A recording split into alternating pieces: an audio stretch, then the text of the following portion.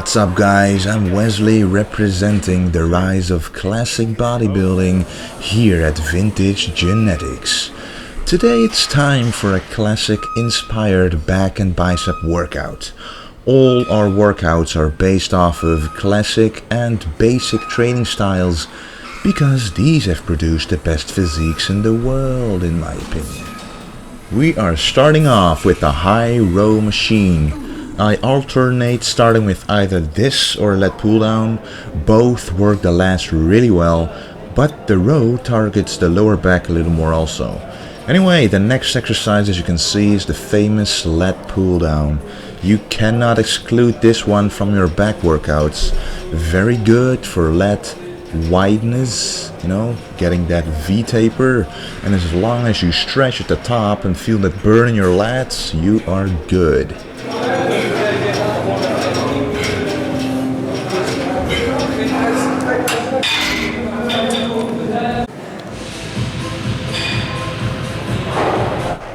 Oh yeah, I couldn't really find a tank top that represented the golden era, so I just made one myself. I've always found designing stuff fun, so on the side I like to do that as well. But it's time for some T-bar rows for that lat thickness.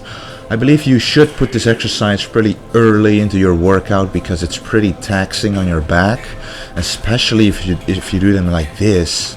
But keep your back pretty straight and parallel to the floor and stretch all the way down. And you can also see that I have my legs pretty close together, so this is to be able to stretch down even more, so keep that in mind. Another classic exercise is this one, the bent over row. I'm of course stepping on a plateau to maximize the stretch on this one, but I keep the weight low to ensure that I hit the full range of motion. Because of the wide grip, this is a very good one for the lats and the lower back as well. Just make sure you go as low as possible and then let it go back up to your lower abs, and you're doing this one correctly.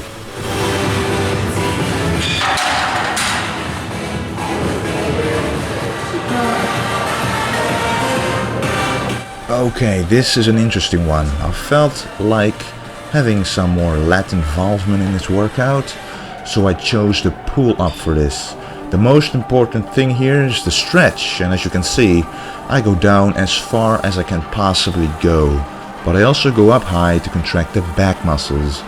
This is an assisted machine. Because we've done all those exercises already, we will only be able to do this one right with some assistance.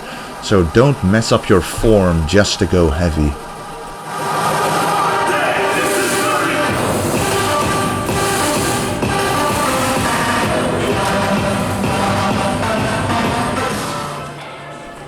The best back finisher out there, the dumbbell pullover, is up next. Always stretch down far with this exercise, and when you go back up, try and feel your lower back muscles work as well. This way you can target pretty much your whole back and finish it off. It also works the serratus muscle really well. That is underdeveloped in most physiques, so this is absolutely a beneficial exercise for pretty much everyone who wants a classic physique.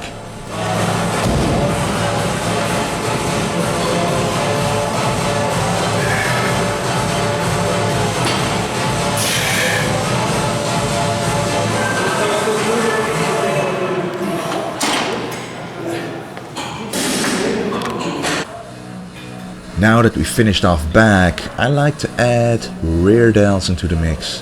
Every back exercise we did also hits the rear delts in some kind of way, so you might as well finish them off properly by targeting them specifically in one or two exercises. I do this mainly because underdeveloped rear delts are a common sight in today's physiques. I like starting off with an isolation movement like this to get them pumped.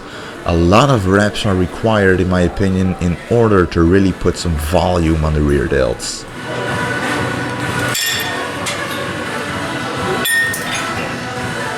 Now the exercise after that should be a finisher exercise, like a face pull. Face pulls are where you are supposed to pull the bar away to your face, hence the name, but since it's impossible in this machine, it still doesn't really matter, because if you have a good mind-muscle connection, you'll still be able to hit the rear delts very effectively. You can see me contract them as I do this movement, so if you find this difficult, keep practicing on feeling the rear delts specifically. Now it's time for biceps, finally. I know this is quite a lot of volume, this workout, but this is how I have always trained. And if you keep the intensity up, you'll be able to do this workout in little over an hour, which in my book is just fine. Just eat and sleep enough and you'll be fine. Oh yeah, I'm gonna be uploading a whole day of eating pretty soon, so you'll get a glimpse into my food schedule.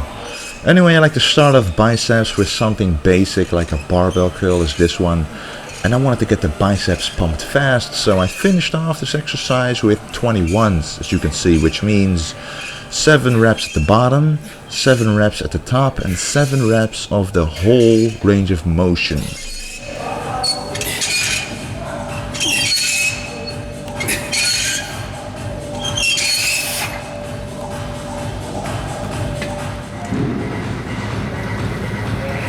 And then it's time to work on the bicep peak. Every single time you work your biceps, ensure that at least one exercise is specifically to get that peak of your biceps as huge as possible.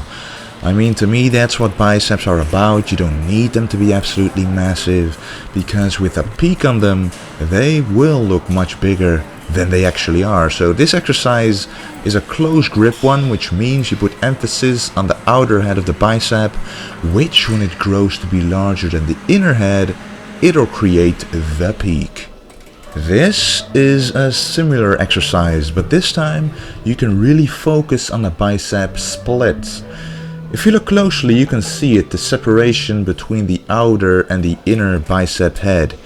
By turning the wrists outwards, as I do here, you create that extra tension on the outside, which makes that split more and more apparent. Just focus on the movement, don't think about the weight, it's just all about sculpting the muscle. Like classic bodybuilding, what it is all about. That's what bodybuilding is. It's not moving the weight, it's using the weight as a tool to sculpt the muscles in the way that you want. So guys, that was it for today. And as I said earlier, I will be posting more food videos, a whole day of eating coming soon. Any suggestions are welcome, and I just have to thank you for your comments. Subscribers are coming in more and more, so you know, I'm really motivated to get this channel going. And remember to stay golden.